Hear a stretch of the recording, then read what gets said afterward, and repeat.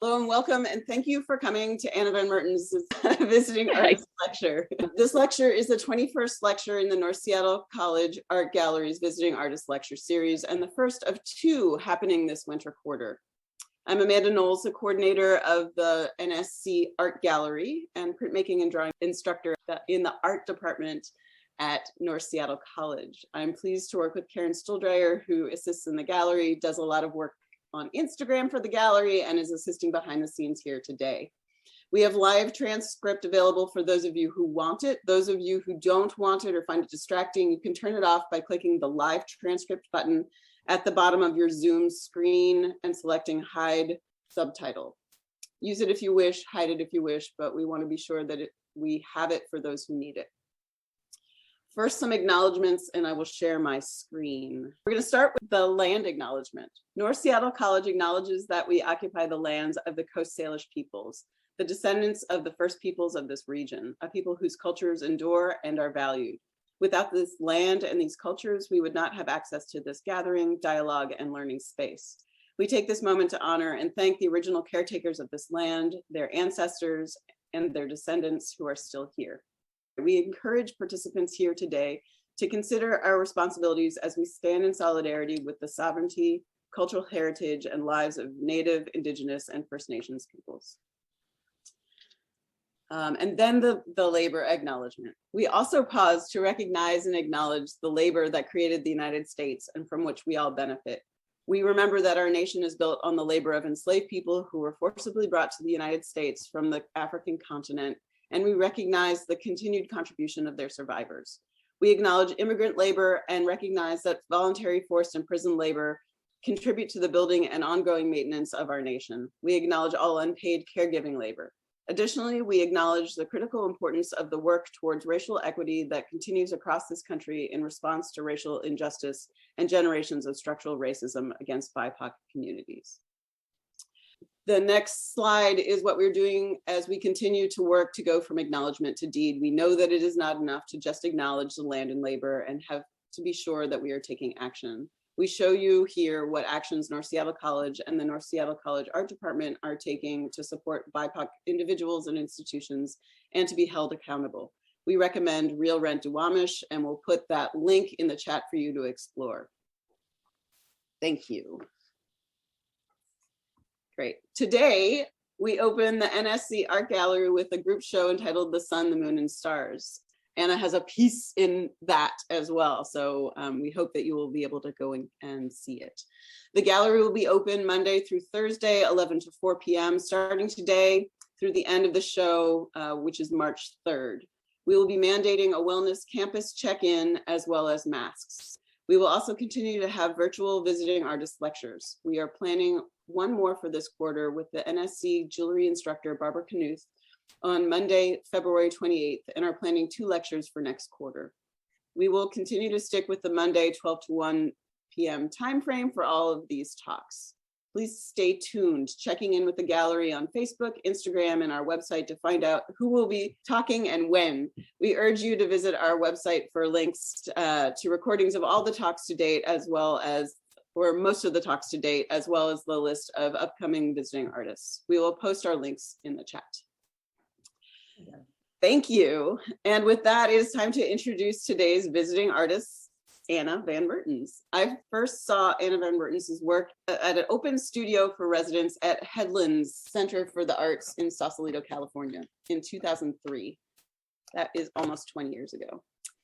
At the time, I was at another artist residency in the Bay Area. I was struck by these fabulous quilts or maps shown horizontally on low plinths. They were interesting both conceptually and visually, and I have followed her work since. In 2020, she exhibited her work at Radcliffe Institute, and I contacted her for the catalog and then began making plans to ask her to come to talk with us. Anna Van Mertens received a Bachelor of Arts with distinction from Brown University in Providence, Rhode Island, and a Master of Fine Arts degree from California College of Arts in San Francisco. In 2020, she had an exhibition entitled Measure at the Johnson Kulukundis Family Gallery at the Radcliffe Institute, which promotes visual art as a form of advanced study and provides a unique space for artistic experimentation and dialogue on the Harvard campus. For this show, she worked at the Harvard College Observatory viewing their glass plate collection that is the world's oldest and most comprehensive record of the stars. Her work has been exhibited widely throughout the United States, including the Museum of Fine Arts in Boston, the Cordova Sculpture Park and Museum, the Smithsonian American Art Museum, Sarah Meltzer Gallery, Ballroom Marfa, the RISD Museum, and the Berkeley Museum. Many of these institutions and others have her work in their collections. She is the recipient of a 2010 United States Artist Fellowship in the Visual Arts and a 2007 Louis Tiffany Foundation Biennial Award. She has taught at UC Berkeley and California College of the Arts and has lectured at many schools around the country. Her work is represented by Elizabeth Leach Gallery in Portland, Oregon, and Jack Hanley Gallery in New York. Anna Van Mertens currently has a Smithsonian Artist Research Fellowship at the Smithsonian Astrophysical Observatory in Cambridge, Massachusetts, where she is studying dark matter as a structuring force in our universe and plans to make a new body of work on this research. She's also hand-drawn emojis for quite a while as well. So sort of both ends of things. Dark matter and emojis, it makes perfect sense. Exactly. I will hand you over to Anna, but before I do, I want to let the audience know that we will be taking questions in the chat today. So if questions or comments arise during the talk, please write them in the chat and we will hopefully get to all of them. As usual, we will be sending a transcript of the chat to Anna after the talk. So if you want to comment on the work and her words, please do. But you might find that it would be better to be specific about what you're commenting on, as Anna will see your words after the talk. But I urge you to support her ideas and her work in the chat. Welcome virtually to Seattle. And thank you so much for coming to speak with us, Anna. Oh, thank you. Thank you for having me. Yes, and acknowledging, right, that there is this, that we were in touch before the pandemic, and then we've been through this strange time together, but just gratitude for the ways that we can connect, and so happy that this show is finally taking physical shape, and so nice to be with you all. So I will share my screen and begin. Yeah, I'm going to take you through a sort of trajectory of how my work has evolved around distinct bodies of work, and share my process, and then yeah, excited to have conversation afterward about it. So I'm going to start with this self-portrait as a logical starting point. This is a very early work, and I knew basically straight out of the gates in second grade, I announced I was going to be an artist, and I've never wanted to be anything different, never changed course from that.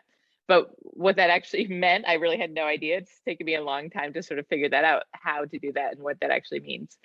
But in my 20s, I made very traditional patchwork quilts alongside artworks in more traditional media. And I realized that there was this context of the quilt, this associations of the body, intimacy, the home, the familiar, as well as quilts history themselves that give voice to women in a space where there often had no voice. So I wanted to use that context of the quilt as a foundation for my ideas. So this piece was maybe what I considered my first conceptual quilt, where I placed my ideas in this medium.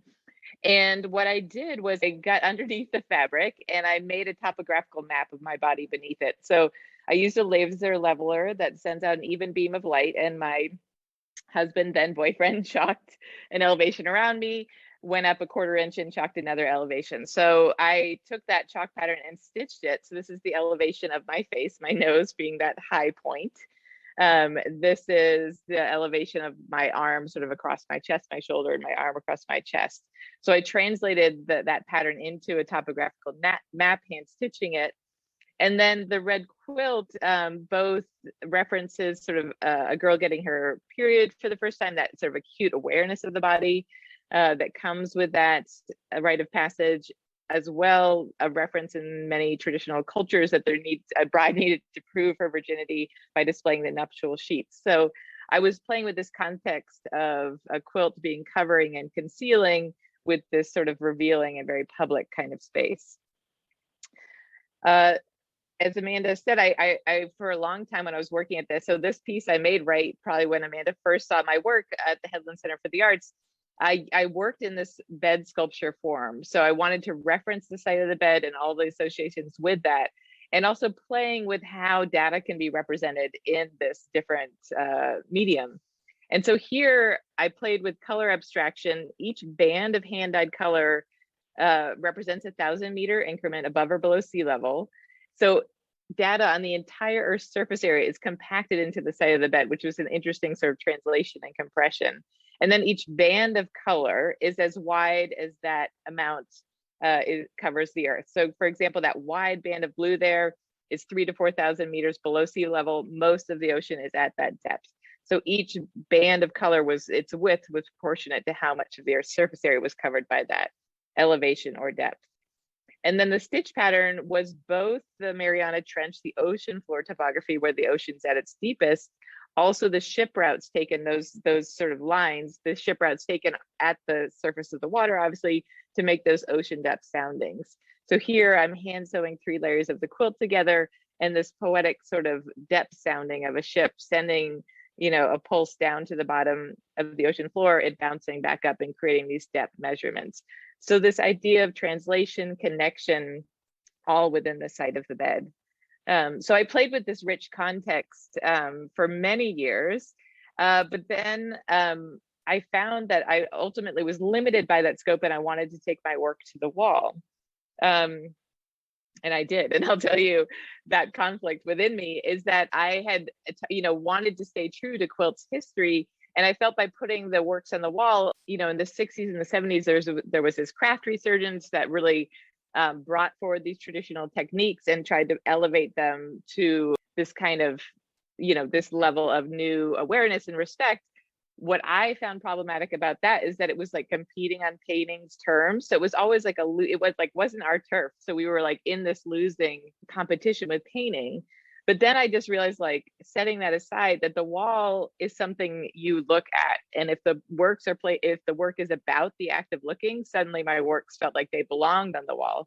And my hand stitching, the crafting of the object still held that history of quilts. It still was an object that helped carry a story through time. My labor was evident, and that relationship to time was still present. But suddenly it was more about confronting the viewer in this vertical surface. So this first body of work that I put on the wall, I wanted to very much make about the act of looking. And so, of course, the quintessential act of looking is stargazing, this way that we orient ourselves, both quite literally physically, in space, but also this kind of existential locating of oneself. So I was playing around with star calculation software where you can type in dates and times, and what I called sort of time travel and see those stars in space. And knowing that that was true, what I decided to do was time travel to these specific moments in American history and show the stars above those what I considered violent moments in American history. So the first moment was the coordinates are given there in Christopher Columbus's journal of physically where he was in space, in the direction he was looking, recording in his logbook, the first sighting of land in 1492. So it's interesting here, he's close to the equator, so you have these two hemispheres of diverging, and it's sort of this old world, new world colliding, and of course the violence that ensues from this moment forward. So a lot of these moments were about a shift where what came before and what came after felt like a rift. There was, you saw something in a new way. And so here, this is the starscape of those bright stars are the constellation Scorpio tracking across the sky in the early hours in 2003 during the second invasion of Iraq. And it's from the plate cited very specifically from the Palestine Hotel in the direction, looking out towards the presidential palace. And I remember on the news, it being described, the bombs falling, being described as looking like a fireworks display. So there's that sense of like remove of that we're spectating these things. In fact, these works are in the shape of the proportions of a movie screen. So in some ways we're spectating these events, but it's also very specifically citing you. You are literally in a very specific place and time, and it's implicating you in that. It's calling into question what your relationship to that event is, whether you experienced it or not. you are in that place in that moment in history. So so I would change the thickness and color of the thread according to how bright and what the temperature of each star was. So each trail had its own sort of magnitude and star color along with it. Here on the left, so that there's that piece above Baghdad, and the piece on the right is the Tet Offensive. And again, it's this moment when the Viet Cong broke through the US Embassy wall, and it wasn't like a strategical win at all, but it was a real shift in that moment where those in the US are saying, what is our involvement in this war? Like, this is not it. The war ceased to make sense at that point in time. I mean, it never made sense, but it was really here a sort of realization that this wasn't a traditional war we were fighting, and it was really questionable what our role was here. So the North Star is looking from the south due north, and those constellations, the Little Dipper and the Big Dipper, sort of playing this cat and mouse game, sort of circling.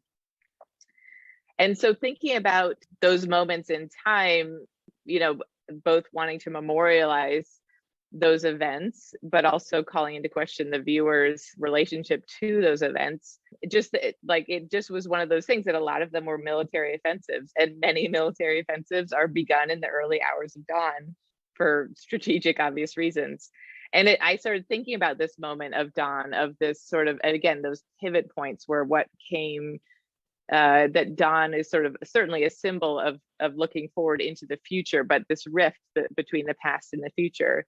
So in a very literal way, I made this piece at dawn, and the title, Left Illinois for California, April 15th, 1859, is actually an inscription on a historical quilt that I came across, and it was made by a family members as they embarked. They made this quilt on the journey west. They picked up their belongings, their life in Illinois, and left that life behind to move to California. And here it is it's like literally, I was thinking of that decision to literally place all sort of to look only towards the future. Because in this case, like, it would be not surprising if you never return to the physical site again that you left. I mean, occasionally there would be one momentous trip back, but it's very possible you were literally leaving that place, and of course leaving those people in your past and looking towards the future. So just thinking about our relationship to our past and to our future, and of course the present.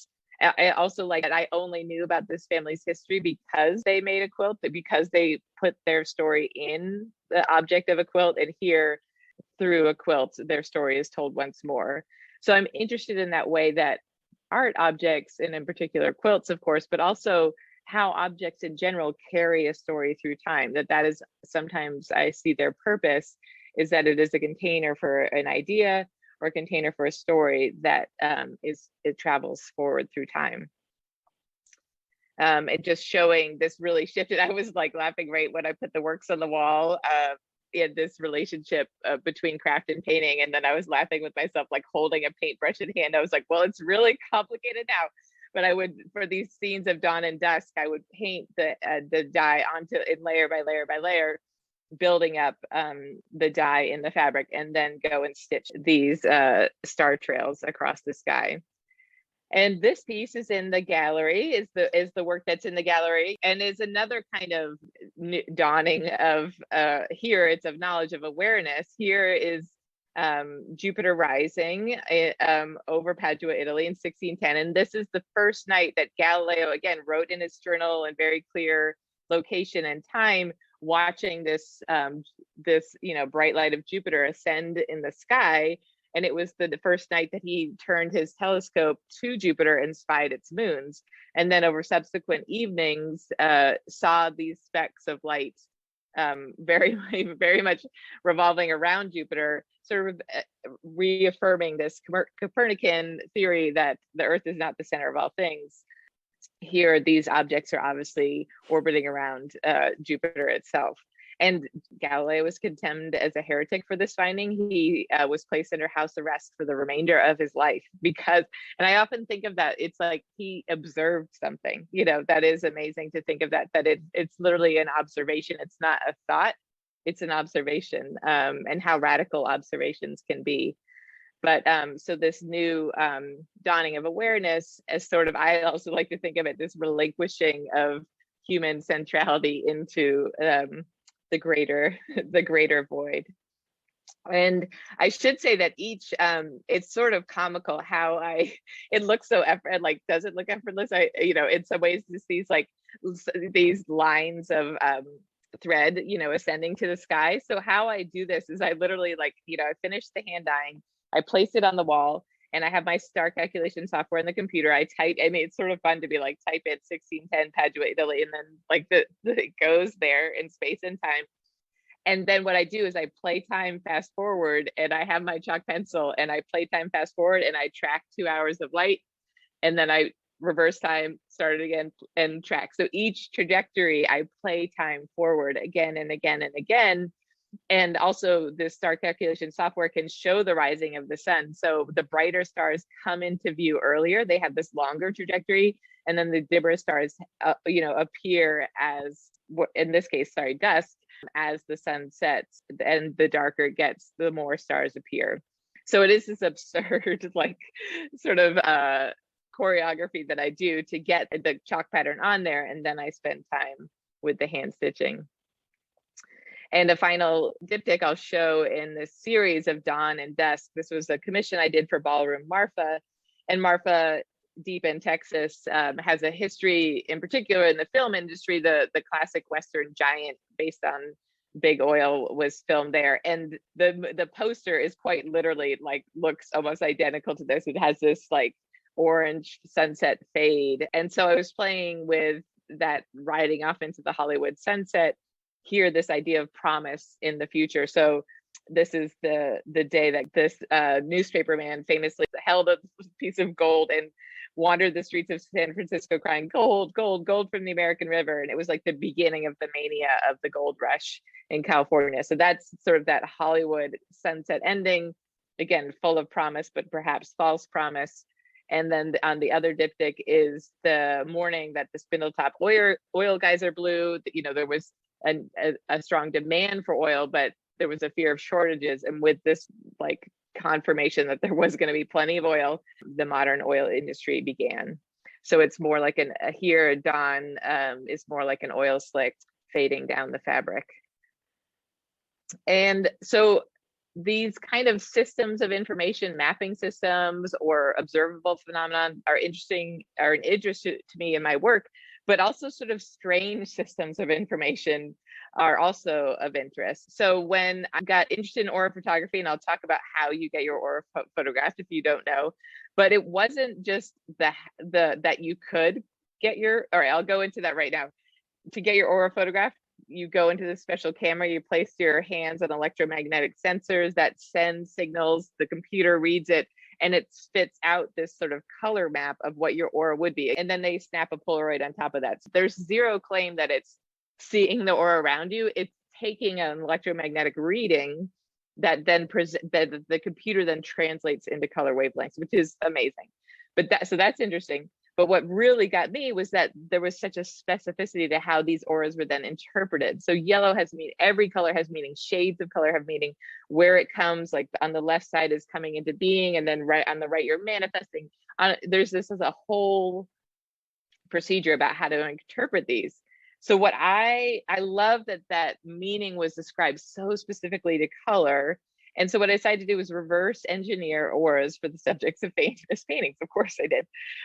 But then what was interesting, so this is, you know, the classic Whistler's Mother. So I would research the relationship between painter and sitter, research about the sitter's life, the time of the painting, the context of the painting, create a narrative, and then use the meaning ascribed to color and reverse engineer, sort of say, well, if you feel this way, this would be manifesting. So I was literally trying to show what her aura would be.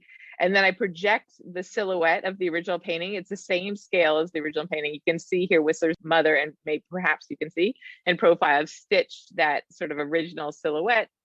I actually charted her chakras. It's the first time Whistler's Mother's chakras have ever been identified, and created this stitch pattern to sort of echo, sort of reference the original painting, but also that, you know, in the aura photograph, you both have the computer readout and then superimposed on that, the Polaroid. So you get this end result. So I did this for these very recognizable paintings throughout history. And there was a whole thing that I really liked. It was like, it was almost these paintings where the physical object of the painting itself no longer felt as relevant as the idea of the painting. So really playing with that idea of the aura of the subject of famous paintings. So here's George Washington, just, and here's of course this aura, but just sort of like, it was so funny to me that I was like researching like George Washington is very methodical, sort of analytic, and he was also in physical pain. So, just like taking this narrative, applying the rules of color to it. And then I was like, yeah, that looks like George Washington's aura to me. I'm like, of course that's it. So it was this fun way of like feeling like I was working. It was a super intuitive way of working. And yet I was weirdly following this very specific system. So I love that balance between like logic and intuition. And I feel like they're constantly in dialogue in my work. And then, just taking it to the absurd level, Bacchus is the god of wine. But I was like, well, what would his aura be? Of course, it's this. If you look at like excess and addiction and temptation and lust, it's essentially like a nuclear bomb. And Frida Kahlo's aura portrait. I'll show one more from that series. So that was a really fun way of working. Again, just I'm interested in systems of knowledge and sort of just being able to explore those and then see how my creative translation activates that information in a different way. Here, back into the world of black and white, I find I often go deep into color on a body of work, and then I'll go into this very minimalist sort of black fabric with this graphic white stitching. Here, this body of work was all about pattern, and so it also wanted to be monolithic. I got connected with researchers who did a sort of a climate history through time, through dendrochronology, where they chart the growth of tree rings throughout ancient history and record drought cycles. And then, so that was just their goal. And then the offshoot result was they were like, wait a minute, these very cataclysmic events in human history align with these drought cycles, which is sort of no surprise, right? That the fall of the Roman Empire had multiple factors. One of them probably being that there was this massive drought cycle. So it wasn't like an intention of the finding. They were just scientists saying, let's record climate history. And this was an offshoot result. So I made this 4-panel piece on the fall of the Roman Empire. And each panel is I got access to this massive ancient cross section. And so I divided that tree cross section into 4 sections and stitch that pattern. And so what you'll see here is you can see even though it's hard to see on a screen, but you can see right where each annual tree growth ring starts to compress, where the drought cycle begins. And that correlates directly with the beginning of the migration period and the barbarian invasions. Oh, and I came across this quote of Auden, which I just love. I love the 2 words altogether elsewhere. But this idea, vast herds of reindeer move across miles and miles of golden moss silently and very fast. And I was interested in this pattern that represents information, and it's a record both of the tree and its existence, and a record of a certain epoch of human history, and how those patterns have different significance for those different things. So where there is an overlay and where there is this sense of altogether elsewhere. And so the sections removed. So there's the core sampling, that's that wide swath, and then there's this natural cracking of the wood. But I like that there ends up being this sort of sense of all this fracturing of the empire, that all roads lead to Rome, and then there's this fracturing. So again, I divide it into quadrants. This is the north section of the tree. There's a kind of a west, and then a south, and that accumulates together into this 4-panel sort of meditation on this event in human history, and yet this tree's ability to endure. And then I'll dive into the project that Amanda referenced that I did at the Radcliffe. And this, I was invited there because I do research-based work. It's at Harvard, and it was just ridiculous invitation to be come visit any of our archives and make some work about it. So I toured the various archives there, which are, needless to say, astounding. But when I got to the Harvard College Observatory, where 500,000 glass plate photographs of the night sky spanning 100 years, starting in the early 19th century, as Amanda said, it's the most comprehensive record of the night sky. I was just like, okay, I think I'll stay here. Thank you. And what's interesting to me is that I came to the story of Henrietta Leavitt. Here she is, a 19th century astronomer who lived from 1868 to 1921 and worked at the Harvard College Observatory. But I did not know her story. And what's interesting to me is I came to her story through the glass plate. So again, it is really those objects that are carrying her story through time.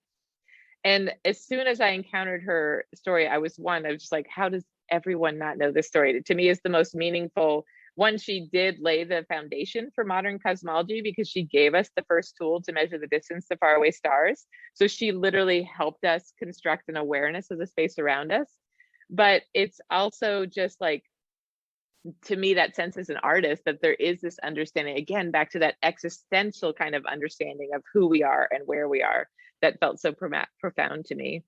So her story, if some of you may know the story, is she was part of the Harvard, the tribe was called the Harvard Computers. They were women because they were a cheaper labor force hired at the Harvard College Observatory by Edward Pickering, here, the one man in the picture. And they analyzed these glass plates. So they looked like this. They were negatives. They were glass coated with emulsion, placed in the telescope. The starlight would hit them, and that would actually be the light that each star would land as a tiny black speck of emulsion. So if you see, right, so it's a negative, that's the small Magellanic Cloud. I mean, you can see how these are registering, these tiny black dots. And these women were hired to basically like make sense of this flood of data, of just try to organize it, shape it. They would try to find these star sequences and find sort of standard sets of magnitude, just location. It was just like, how, organize this flood of information. And then the thought was, and then the lovely male astronomers will come along and make sense of this data and make the discoveries. Of course, the women went ahead and made the discoveries themselves in their own right and through this process. And then here I just happen to know this is Henrietta Leavitt's handwriting. So here's a star sequence she's obviously working on.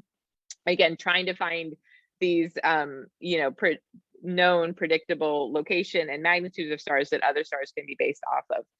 So she has these beautiful volume upon volume of these beautiful notebooks. You can see here, so she's studying the small Magellanic Clouds. I mean, just the way that, and they were called computers because they had to hold this information in their own, to organize it. Yes, there were these pages of the logbook, but you can see like a plate number from 1904. She has 2 stars that she's trying to calibrate, like what level of speck those black dots are, and then comparing it to another plate in 1896.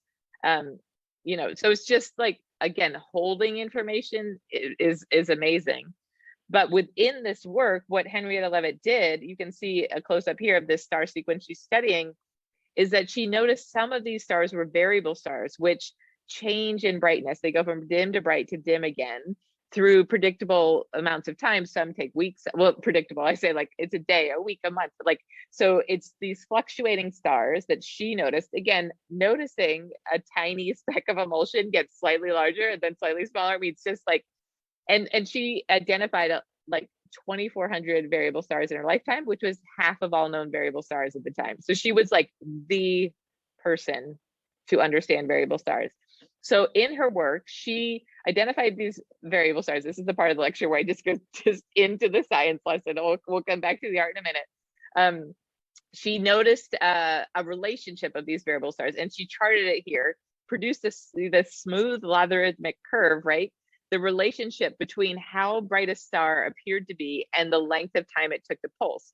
And what she did was she just said, at the time, so there was no understanding of, it was thought like, is our Milky Way the entire scope of the universe? There was no 3-dimensionality to the space above us. And so what she did was she said, well, I'm looking at this Magellanic Cloud. I'm going to assume that whatever's in there is all equidistant from us. So any relationship I see there is a true relationship. So if I see a brighter star in the Magellanic Cloud and it takes this long to pulse, I think that's a true relationship to this less bright variable star, and it only took this long to pulse. So she proved that these brighter stars took longer to pulse. what astronomers knew immediately was if they could use parallax, which was trigonometry to just define a very short range distance to stars, if they could figure out how bright those Cepheid variable stars were, they could plug that into here, and suddenly, if you just knew the length of time a variable star took to pulse, you knew how bright it should be. And if it wasn't that bright, there's an easy formula, easy to calculate how much distance is causing that light to dim. So we just suddenly have a tool to measure the distance to stars. Like, it's just, I mean, it is the beginning of modern cosmology. And so this is a very famous plate by Edwin Hubble. You can see VAR exclamation point in red. He knows this is a big deal. He finds one of Leavitt's variable stars in Andromeda, calculates the amount of distance to it. And because Henry had, like a couple years before, we had determined the size and shape of our Milky Way galaxy with the Cepheid variables distributed throughout it, we knew the Milky Way was this big and Andromeda's way the heck out there. So we knew there were other galaxies beyond our own. And then he went on in 1929 to identify Cepheid variables in galaxies all around us, and discovered, like, not only are there galaxies all around us, the farther away they are, the faster they're traveling away from us. So literally in this 10-year period of time, we have this opening to the cosmos. I just can't even like emphasize. I mean, it just is an obvious narrative. It's so profound in its unveiling. And then the like heart stopper for me, like I still put my hand on my heart every time I think about it, is that Leavitt died tragically of cancer in 1921, right in this 10-year period where these discoveries were made. So she lived her life in this work, committed to this work, but didn't know its ramifications. And so I both wanted to make a tribute to her, the accomplishments of her work, but I also really wanted to respect the work, the labor, the time, the dedication that was held within that life, because she was so committed to her work. These Harvard computers, because of the social norms at the time, none of them married, none of them had children. They committed to each other and to this work in this beautiful way. And there's all this evidence that it was deeply satisfying, meaningful work. So I made this diptych in honor of Henrietta Leavitt. These are the stars above the place of her birth on the morning of her birth, and then the stars coming back into view on the evening of her death above the place of her death. And it's literally a curtain of light looking east and west here. And held in between, of course, is the life she lived. So it was equal in the gallery. We lit, all three sections. That this whole piece, this span, we're commemorating all of it and respecting all of the work. And across the gallery, I will just quickly touch on this work, was a body of work based on a contemporary finding. So it literally is facing Henrietta Leavitt's diptych. These pieces are based on the largest known structure in our cosmos, or one of the largest, I should say. And it's how, like, it's always funny just like throwing out scientific facts. It's like, well, if you discount the expansion of our universe, what is revealed is how 100,000 galaxies flow towards the basin of attraction. So that's what this is. But it's basically discounting cosmic expansion, the flow. It's like a watershed of how these galaxies would flow towards this basin of attraction. That's not happening because our universe is expanding, but this is how this is sort of the gravitational boundary of we are in relationship with this group. And so this strange shape is literally that gravitational watershed. So galaxies way, way, way over there are headed towards a different basin of attraction. So it's that watershed of where these galaxies would flow.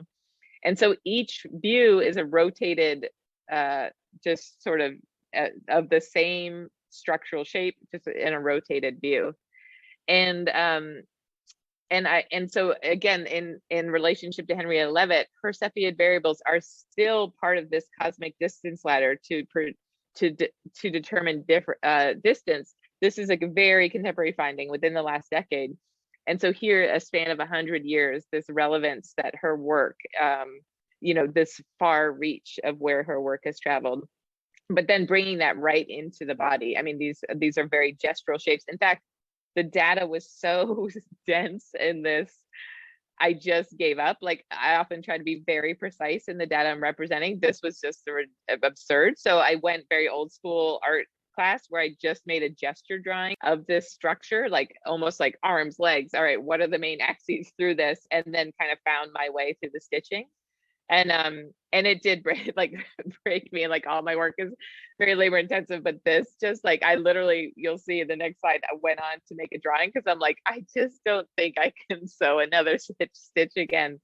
So as the final work represented in the gallery, I really wanted to honor that process, the scientific process, right? So if Hubble, I just came across this, made this analogy to myself lately, where like Hubble, Edwin Hubble, the most famous telescope in the world, is named after him.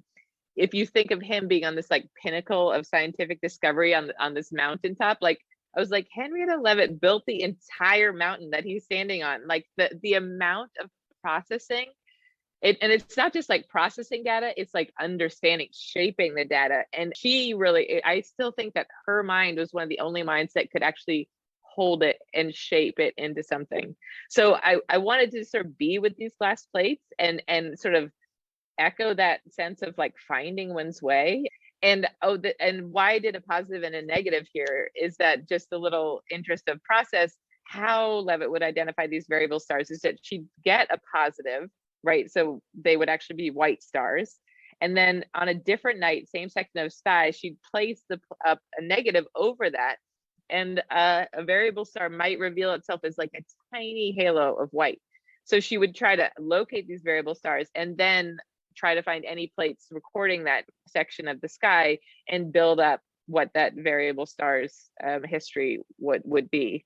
So again, and the thing is, like, I almost forget that now because I do so much drawing now, but this was the first drawing I had made in 20 years. I had only made quilts as my medium.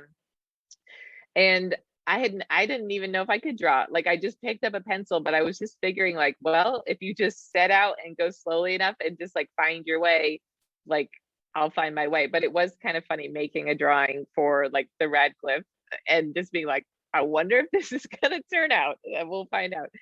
But so I put forward that body of work at the Radcliffe, and then I just could not let go of Henrietta Leavitt's story. I just found it so meaningful because and that sounds so like empty, and it's like, but it just literally felt like this story I wanted to be with longer, because really what am I but an artist in a studio making a repeating action again and again and again. And it's sort of like, yes, you hope the work accumulates into something that can be sent off into the world and has a reverberation. But if that act of making itself is not satisfying to me, then it's sort of like, then there is no point in doing it. So really thinking about Henrietta Leavitt's life and the meaning that was held there, really the relationship she formed and the deep, deep satisfaction to her work. Like I looked up her art, there's not a lot of written material left from her, but like when she was away from the observatory, all her letters back were just about the glass plates. Like, and I just love that. I found that it wasn't just sort of like, how are you? It's just like, let's get back to what's interesting, what's meaningful. Let's analyze these glass plates, even from a distance, even through a letter. Anyways, so I made this, even after I finished the Radcliffe project, I still wanted to make work about her life. And this was a plate taken in 1934. This is the small and large Magellanic Clouds, or those two fuzzy areas, and then the ninth brightest star in the sky, Achenar. And so these three objects, so it's 1934, these three objects can be thought of in three-dimensional space. In Leavitt's time, it was just, this is what she saw, a two-dimensional surface. So I wanted to, I made this is my drawing of that plate. So I wanted, again, to spend time with this plate. I made a drawing of this plate to sort of be in that process that Henrietta Leavitt inhabited so well. But then this plate in particular had severe warping at the edges. You can start to see it here, but it produced artifacts. So it turned each star into a strange artifact, particularly at the edges of the plate. And I became fascinated with the particularity of these shapes. And so what I did was I magnified sections of this plate and just drew star after star after star, sort of these artifacts. Like they weren't actual, they didn't have value in terms of like astronomical historical value. They were just these marvels in their own right. So I started to think of them as like dragonflies, and well, this section I sort of call like more dragonfly insects. There's a detailed one, but some of them had these sort of winged creatures. They look like moths. They're winged creatures. So that's the artifact of Achenar itself, that large one star, and then these strange shapes around it. So again, just spending time with these plates and making, it was also really interesting to make a drawing that had no real classical intention, like no focal point. It was just being with each shape. Achenar you could call a focal point, but again, it was sort of this like arbitrary, sending my, my scope over it and seeing what surfaced. And then, yes, we'll get to emojis to wrap things up, and then we can talk, do some questions. But yeah, emojis are not, I felt similar to the aura photography where I was like, am I really going here? It wasn't like I was like, you know what I want to do next, emojis. But like I felt drawn to these. Again, it was a system of information that we were each using so subjectively, but then so much was held there. And so this is an epic drawing of an actual text sent from a 5-year-old to her mother, that sort of discovery of emojis on her mom's phone. And I just started seeing it as an operatic score. Like I thought it was amazing. This girl really likes sugar, for one thing, so we know that. But like I was like, if you read this as an opera, like the monkeys are introduced in the first act, so there they are. And then there's just these like odes to sugar. She thought these fish cakes were sugar. No doubt it's the only like savory item in here, but just like row upon row upon row. And I also love like this, like, why 33 cupcakes, and why, just this sense of like pacing and motifs. And then like somebody was laughing, these ice cream cones were so like, you just don't pay attention to them on your phone, and when they're enlarged, she was calling them in like the same palette as like old masters painting. I mean, they're just like luscious. And so again, spending time with these, it was also to me, this act, it felt, it was like a near Herculean act. I mean, I know that not to make myself like Hercules, but I'll put it this way, like I got carpal tunnel doing this drawing. It was just like ridiculous. But this repetition, like what else is life but like doing, there's so many acts in our daily life that we need to encounter again. And so it was just in its own interesting story for me of like, how is this the same, how is this different? Like spending time with the first cupcake I drew was so different than the 33rd one. It just was an interesting relationship to existence, to being. And so and then the final act, like it's just like the monkeys come all out, and this drawing being so much about excess and addiction, pleasure, desire, this like speak, in particular the speak no evil monkey, I see both as this sort of like horrified, aghast sort of thing, also complicit in the like silence. I just felt like this was this grand narrative that was here in this strange form. I'll also point out that if this is not a patchwork quilt, like this is like, I don't know if the drawing could be a patchwork quilt, I think this is what it would look like. So it's nearly identical, certainly in length, and it would be a little bit wider, but it is, I recognize, like its own patchwork quilt. And other things in this series, I did a drawing on, at the time, this was all of the emojis represented in the nature category.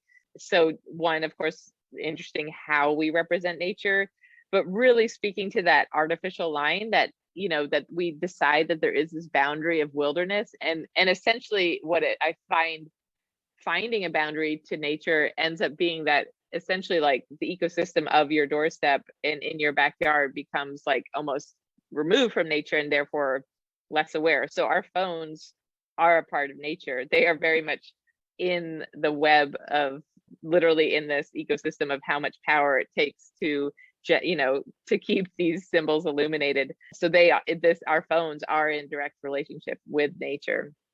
And so again, putting my time, my labor into these sort of brings out these, even to me, that like these noticing that was not present. And then this is the final couple drawings I'll show you before we go on to questions. One, I think it's hilarious, and I would love to talk about it more. As Amanda said, I'm currently doing in the middle of a Smithsonian fellowship where I'm studying dark matter as a structuring force in our universe, which is amazing. I could talk all day about that. And my friend was laughing. It was just like, what, you put black in the back, you're studying dark matter now. But so this is my segue to dark matter. But also I just found, like, a friend showed me their phone was set to black, and suddenly, like, everything became, these objects became suspended in space. And I do sort of mean that space, but I just saw these emojis in such this different way. And really, this is a shout out, like an ode to Jane Bennett, whose book Vibrant Matter I just read every page like a Bible. I was just like, yes, yes, yes. And again, she acknowledging the agency in things, the vibrancy, the sort of their innate properties, that we humans like to think that we have the agency and we act on objects, but not recognizing how objects or things or materials or elements act on us is sort of absurd. That, again, it's not acknowledging, I mean, the ecosystem isn't that the right, quite word, but that web of relationships and reality, that we are in this disposable economy, and when we dispose of those objects still take action. They still are in our world. So playing with pattern, playing with animating these symbols in a different way to kind of, one, bring their vibrancy to form. And then here, another shout out to a quilt structure. This is my sort of mimicking a falling blocks traditional quilt pattern in this drawing. And of course, the needle and thread tends to show up everywhere. It's like, okay, I'm not stitching right now. I do promise to go back to, or I've promised myself to go back to stitching, but in the meantime, I'll just draw the needle and thread. And then this is the final drawing I'll show, getting as close as I can to dark matter. But here I am interested again in the elemental nature of things, like that the copper in our wires that allow electricity to carry. These feel very mineral in their composition.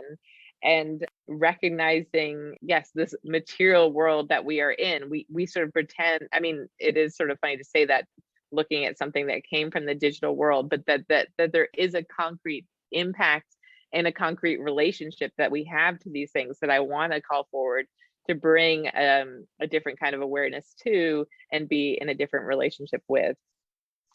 So that's my spiel. And I think, yeah, if it makes sense, I've thrown a lot at you guys, from auras to emojis to dark matter. So I'm happy to, I think I'll just, if it makes sense, I'll stop sharing, and we'll see where things go. Wow, really so much detail in it, not only in your conversation of it, but also just like, I almost feel constricted by how much detail some of those things, some like the glass plates, the drawing of the glass plates, the emojis, all of that seems like so detailed as well. So thank you so much for such a rich thanks. Well, and I'm laughing because over here I've started my first piece of work that's based on my Smithsonian fellowship and dark matter. And I literally, in the beginning, I was like, oh my God, I finally thought of an idea that's not going to take me like oceans amount of time. And then starting to make it, I'm like, nope, still oceans of time needed to. That just seems to be my thing, is like, I'll just spend time making this thing and see what happens. So that it seems to be, for better or for worse, where that's what I do. Well, it's good that Henrietta Leavitt sort of taught you that the time was important, right? Exactly. Yeah. I'm gonna open it up for people, and you can put things in the chat, but I have a couple questions that came up. One is from Shakira. I love how you connect art and science into one medium. We live in a society that views arts as an extra, not as an everyday practice and inclusion, and science is pretty much ignored through the mass population. Thank you for connecting the dots and showing the world your creations of the creative scientific links. I guess that's not a question, but I tell you, I really just hang out with scientists now, which is like so delightful with this fellowship. And we just it's like we get in the same room and we just see that we speak the same language in different mediums. So this way of like how to look, how to see differently, how to keep the macro and the micro in mind. Like there's such a way in a scientific approach that is so parallel to the artistic approach that one is just recognizing what similarities are present. And then, yes, and then just having these conversations where like, I keep thinking like, why do these scientists want to talk to me? And then they literally are like, we only talk to scientists. It's so nice to talk to somebody else. So these ways that bridging connections of like, oh, this work is so fascinating, interesting. One, let's like share that work, but also see the way that these conversations are naturally linked. Like it doesn't feel forced. It doesn't feel like I'm contriving some kind of connection. It's just there. And then it's such a delight to like work in those connections with those connections. And did I dream this, or did some of the work that you were doing allow them to kind of think differently about what they were doing as well? Oh my God, that is like the best. I mean, so I will be, yes. So with my Radcliffe show and Henrietta Leavitt, like I am the first person not to be like, art is so important. It's the way that we should convey messages in life. No, often it's like, no, let's actually like protest and do the work and like show up in different ways. That's more important.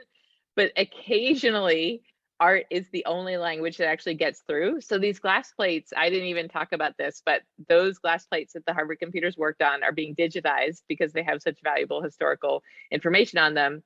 And like, it makes me cry to like even say this, but how they scan them with the ink markings, and then they like literally squeegee them and erase the ink markings of the Harvard computers to scan them for like historical astronomical information.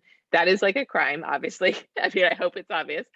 And like there was pleas, and like historians, librarians, archivists were just, and like, you know, it was just like, please don't do this.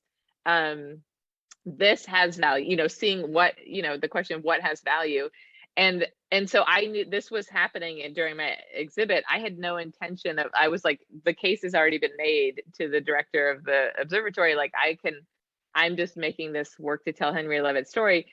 He did, like, to give him credit, came to the exhibition, saw it, and then from that just let us know that he was going to change the way, one, that they would actually, instead of just taking a small JPEG, like they would actually be, the markings would be digitally scanned in full detail, so that there was a real archive of those markings.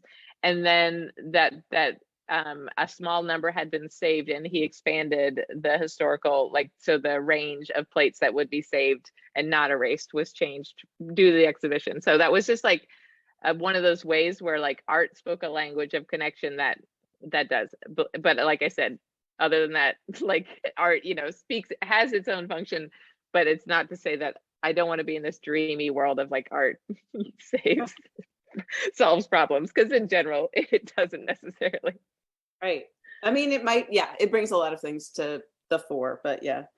Someone asked about what star calculation software you use, and I'm sure it's like, oh yeah. Oh no, it's so funny. It's called Starry Night, literally. I'm like, of course it is. I wasn't like, and that to me is like so cheesy, but I love that it's like Van Gogh's Starry Night. So it's called Starry Night. I love it.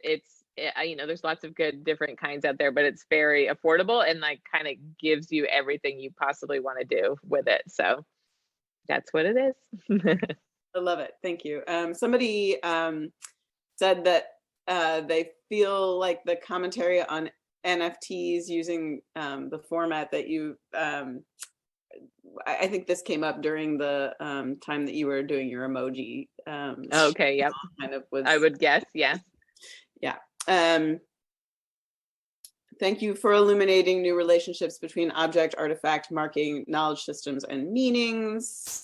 Are there questions that people want to ask live? I see Paula, and I know that there may be some questions. Just to put you on the spot. I don't have any questions, only comments. Amanda's probably calling me out because I'm a sculptor. I'm interested in science and animals and using surveillance technology that wildlife biologists use and wrapping those things together. And then suddenly I started making quilts with emojis, and they all still felt related. And I was like, I don't care how they fit together. So it's just really beautiful to hear you sort of talk about that and how those processes came together and the tactile quality of it. I'm also married to a scientist, and so I see data and charts, and he's in neuroscience. So like these beautiful visualizations Mhm. that they like make and chart. And so there's so much there that's just like beautiful. I walk in and I see this like random mapping and I'm like, wow, that's beautiful. And it's, it's just like a button on a computer that, a program sort of made. But yeah, I think it's really fascinating the way that artists can connect with the sciences, and the way that we are in some ways granted permission a little bit differently than scientists, because we can think outside the bounds even a little bit more, or we're sort of almost expected to. And I think that Mhm. those are just, beautiful relationships then, like when you can sort of connect with the scientists and think of how they think, and then utilize that and expand, and how that crosses over. So it is really beautiful how we can, just use our tools to help share that information in different visual formats and think about it differently. So I just really appreciated hearing you speak and learning more about your work. I think Amanda initially sent me the emoji work a couple years back, and then it was really fascinating to learn about your other practice. So thank you so Oh, much. that's fun. Oh, well, yeah, I would love to connect, because it is like that. It is funny, like when you have an idea that like I still am a little bit embarrassed by, like, there is a way of like where you go like this like 19th century astronomy, like it has such like weight and sort of validity, and then you're like, now it's emoji. So yeah, like sometimes you really have to follow ideas into these, like, how did I get here? But it's still like paying attention in relationships. And yeah, like one of my favorite stories, like so many stories about how emojis show up in our lives end up happening at openings. And like my favorite story was like a mom said, oh, I gave my daughter, like, during the pandemic, she couldn't be in touch with her friends. She was young. And so like gave her the first time my phone to borrow so she could text her friends. She took my phone and she went outside the house. This was safe to do, went down around the block. And as soon as she was out of sight, she just started texting like them back in the house, back to them, not her friends. But I just love that there's a way, like, so it's not just like this digital realm, it's like these relationships of negotiating like physical space and these relationships, and like sort of toggling between the digital world and the real world in such interesting ways. So anyways, emojis are fascinating in how they show up, for sure. Thank you. I guess I have a question. I guess, and I haven't really formed it very well, so please put up with me. But can you explain, I guess, especially to our students, how this research pushes your work? I mean, it potentially takes you somewhere you didn't know you were going, and you talked about that a couple times, like just sort of following the work. Mhm. Because you don't really start again each time. You start in a place of, it seems as though you start with the idea of mapping in some way, and that sort of seems Right. like the place. But how does the like a new information sort of set you on fire? You know what I mean? No, it's a great question. And it's so funny. You know what? Every time I start a new body of work, I feel like I'm starting like again. Like and it's always terrifying. Like I literally am like, I have no idea. And with this fellowship, so I always feel that way. Like with the Ballroom Marfa commission, I was like, okay, sure, I'll make something. And then I was like, Texas. And then Texas was going through a drought. And like I went on into this, like I ended up making a different body of work about the gold rush and the oil spindle top, but that led me, just like researching drought cycles led me into this whole path where I then went into the Roman Empire. So it's like sometimes it's literally a kernel of just like, okay, what am I looking at? But anyways, with the Smithsonian Fellowship, I was terrified because I was like, this is the most public, like normally like I go into hibernation and I'm like, okay, new body of work, like I'll just be with myself. But I had like sort of announced it to everybody I know, like I'm making work on dark matter. So I was like, and I have no idea what it's going to be. That's the whole point, is to not know. And so this fall, what I found, it was so wonderful because I literally steeped in the facts of like the mechanics of things, and just was like, I don't know why this is important, but I'm literally just going to focus on mechanics. And again, that relationship with science and art, right? There's a mechanics, there's a materiality to like making an object that you just have to pay attention to the materials. So in some ways, I was just like, I'm going to pay attention to the mechanics of astrophysics. And it was one of those things that it's not a guarantee, but I literally told myself, like, don't worry about what you're going to make. Just literally let that go. And then like the ideas came in. I could try to articulate. It's insane what I'm doing right now. So I won't even try to summarize it. But like, I ended up looking at like, so I was just studying how elements are produced in stars. Like you start with hydrogen and you work your way up the periodic table and you build these heavier elements. I did not know this whole story. So it's literally like a constructing of things. And then those things, of course, become the calcium in our bones and all that. And so I'm making this body of work about like sort of this like building of like process on process on process, step on step. And then you arrive at something that like you didn't even see sort of getting you there. So I know it's a vague answer because it's new and I'm not ready to talk about it, but so one, I just want to reassure every sort of one out there, like I always used to panic, and that like, especially when I was younger, like, oh my God, I don't know if I will have a new idea. And I still like, I just have like a little like excited nervousness now. I feel like I've learned to just be like, okay, yep, that's this exciting unknown that feels a little scary, but that means it's exciting. And so it does feel like just lead your way into it. And for some people, for me, it's really ideas, like real concrete facts. I just recognize how much I want it to be like evidence in the world that I take in. For other people, it might just be a real like, right, response to physical materials or like working with color. Like, so it doesn't have to be like a pair, it can be its own thing, but it's just like allowing yourself to be with what you're interested in and just seeing where that takes you. Thank you. That was really great to hear. One last, I had like follow-up questions to that, but I'm looking at the time and I want to be respectful of your time and everybody who's here. But one last really quick question: what kind of colored pencils do you use, especially with your emoji work? Oh yeah, it's like old school. Prismacolor is the only way to go, just because it's just like so vivid and it blends so well. I always love that we get into like there's wax buildup. You do have to deal with that. I have some strategies around that, but yeah, Prismacolor, just that rich like, and that you can really just sit there on and mix like a palette. Like you can just hang out and like mix on the surface of the paper until you get what you want, and so that's delightful. And I with this black paper, what's so interesting, I had this whole series planned out on black paper. I swear I'm gonna do a color wheel of like from dead worst to colors just do not work on black paper. So there's this tiny section of colors that work great on black paper, and that's what I'm using now in this tiny little. So yeah, it's really, again, that I was like, in some ways I had this idea, the materials said nope, and so then you go in this new direction of like these metallic, like I had all these gold, silver, bronze pencils that I never used, and now I was like, they're my go-tos because they just work delightfully on this black surface. So anyways, yes. Yeah, it's amazing how you can blow a child's mind by talking to them about mixing the colors in their crayons. Like, what? Yeah.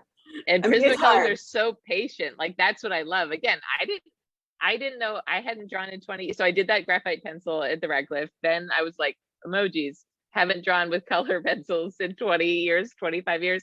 Let's see. And so it just was patient enough with me. It gave me enough like flexibility on the surface of the paper to like figure out how to do it, basically. So yeah. Well, great. Thank you. Thank you so much for that. Thank you for everything. Thank you for being such a good storyteller, because that is what really brings us, you know, the work is just so wonderful, but it actually makes it more round and three-dimensional because of your storytelling. So thank you so much. Oh, thank you. Thank you. You're welcome.